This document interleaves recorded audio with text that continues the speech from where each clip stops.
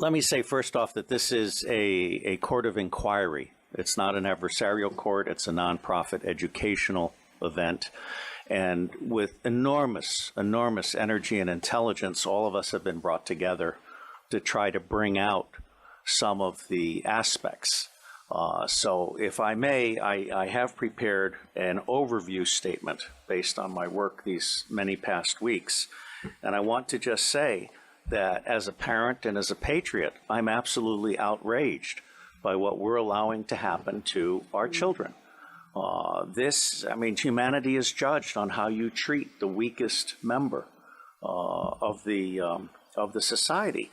Let me say that although pedophilia, which says child love, has nothing to do with the abuse of children, these children are not just kidnapped and in some cases bred by families as a cash crop. We have people in the United States of America that breed children in order to sell them. And when they are sold, they come without birth certificates, which means it's easier to kill them and have no one ask where they are. We're also importing children by the plane load. Again, children who have no documentation. It's not just child slavery or child sex abuse. It's also child torture because you have adrenalized blood. You have the whole blood drinking ceremony of the satanic world. It's also the use of children for harvesting body organs. We'll have the Falun Gong testimony tomorrow. One of the reasons that the Falun Gong are so popular is because they're so healthy, so that you can harvest their body organs and get the very best. And then you have ritual ceremonies and ritual murder, as well as incidental murder.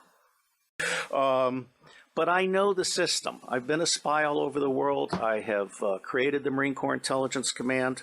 I have trained intelligence and law enforcement representatives, over 8,000 of them from across 66 countries. They're all, without exception, good people trapped in a bad system. And one of the most wonderful things that this court could achieve, now that we've had Pizzagate, for example, which opened people's mind, is we could achieve an opening of the public mind and an absolute imperative from the public to governments, including the U.S. government, which I think is the center of gravity in so many ways.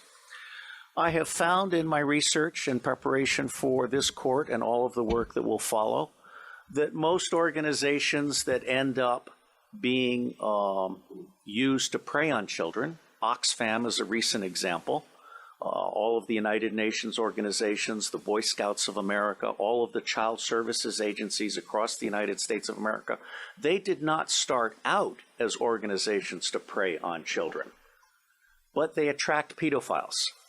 And ultimately, pedophiles end up rising in the ranks and controlling those organizations, so that an organization that initially started out in the service of children becomes an organization that is in fact hunting children. And one of our distinguished commissioners has written an absolutely wonderful book called Child Hunters, which I recommend to all of you as a brief on this. Now, it's not my working assumption, but the working assumption yet to be proven that the totality of the children disappearing worldwide is toward 8 million people, toward 8 million children.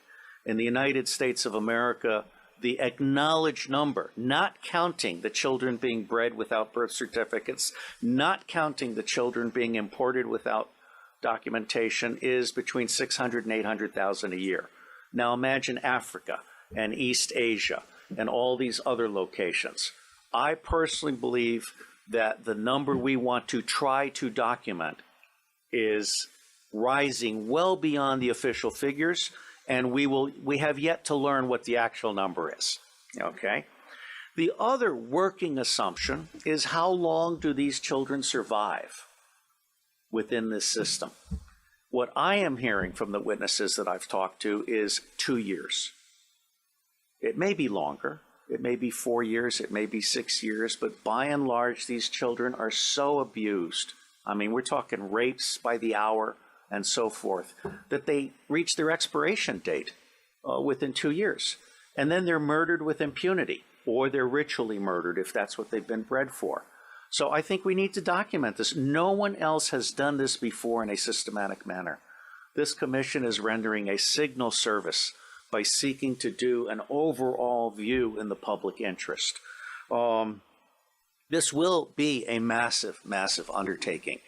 And while the preliminary attempt is to do a 6-month to 9-month endeavor, subject to funding availability and the availability of witnesses and also prisoners, there are a number of prisoners who can be debriefed, who, when properly debriefed by specialists, can really give a deeper understanding that has not been achieved by existing law enforcement and other agencies, because they simply treat these people when they catch them, in those rare instances when they catch them, as disposable goods to be thrown into prison and forgotten about. And tomorrow we will have some expert testimony from one of our commissioners who can speak to this far, far better than I.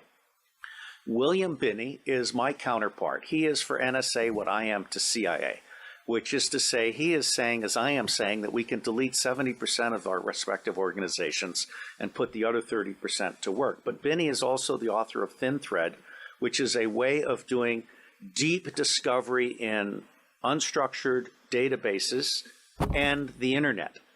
And so he is prepared to actually help us do pedophilia tracking worldwide. And one of the things that the other technical commission, Stephen Arnold, is very good at is de-anonymizing the internet. This includes every image having a fingerprint. So you can take an image of a child being abused, and you can track that image through the dark web. So there are resources that we can bring to bear in support of this commission's mission. My favorite technical commission is Arno Reuser from the Netherlands, who is a master librarian. He is so good that when the Dutch intelligence community realized it didn't know enough about the world, they recruited him to create the Open Source Intelligence Center for Dutch intelligence.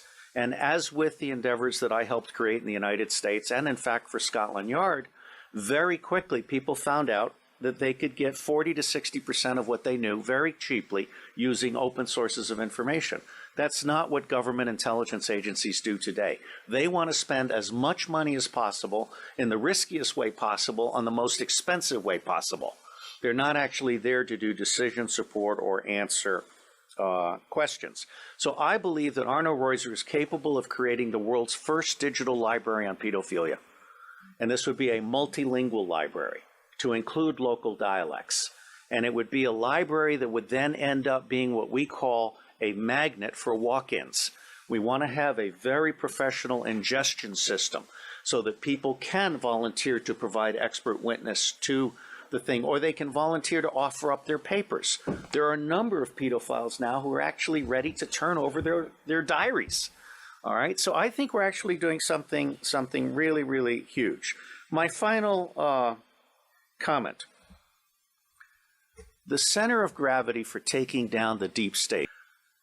Pedophilia is both the induction glue. Pedophilia is how the deep state recruits and controls people. It is also the Achilles heel of the deep state. I believe that once the public realizes that the government is not protecting their children at a scale of vulnerability that we can articulate, then everything else about the government is called into question. All right? So for me, this is a truly righteous endeavor.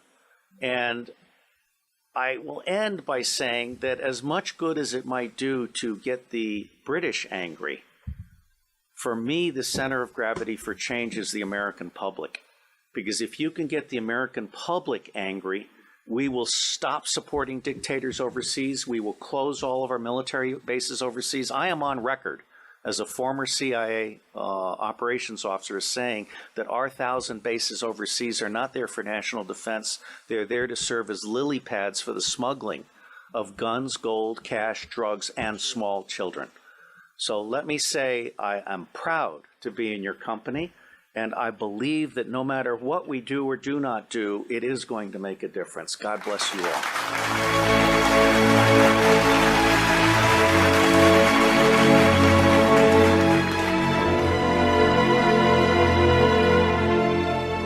We are the power behind the ITNJ. Add your voice. Sign the treaty.